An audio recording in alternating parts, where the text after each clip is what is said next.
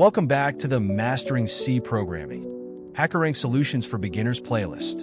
In today's video, we'll learn how to handle different types of inputs in C, a character, a string, and a sentence, and print them on separate lines.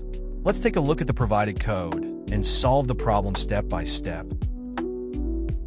This is the starting code provided in the challenge. It's a basic structure that includes some necessary header files. Here, the hashtag includes stio.h is the standard input-output library, and it's essential because we need it for scanf and printf functions. The other included libraries, string.h, math.h, stlib.h, are not needed in this challenge, but they're included by default in this template. You can remove them to clean up your code, but we won't need them right now. Now, let's implement the solution by filling in the part where we need to read the character, string, and sentence inputs. To read a single character, we use scanf, modulus C, and ch.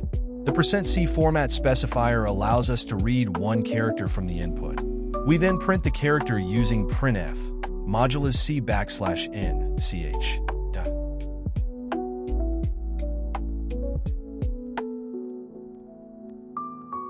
For the string input, we use scanf, modulus s.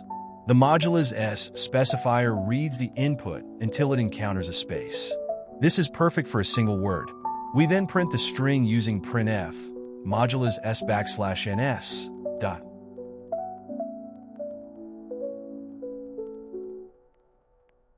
For reading a full sentence, including spaces, we use scanf, modulus \, and %*c, sun.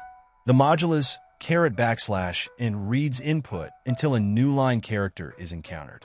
Before this, we use scanf, \n, to clear any leftover new line characters from the previous inputs. After reading the sentence, we print it with printf, modulus s \n, sun. Let's see how this works with an example. You can see that each type of input is printed correctly, each on its own line. Now you know how to take a character, string, and full sentence input in C. This is an essential skill when working with C, and you'll use this technique in many programs. I hope this video helped clarify how input works in C. Don't forget to like, share, and subscribe if you found this useful. See you in the next video.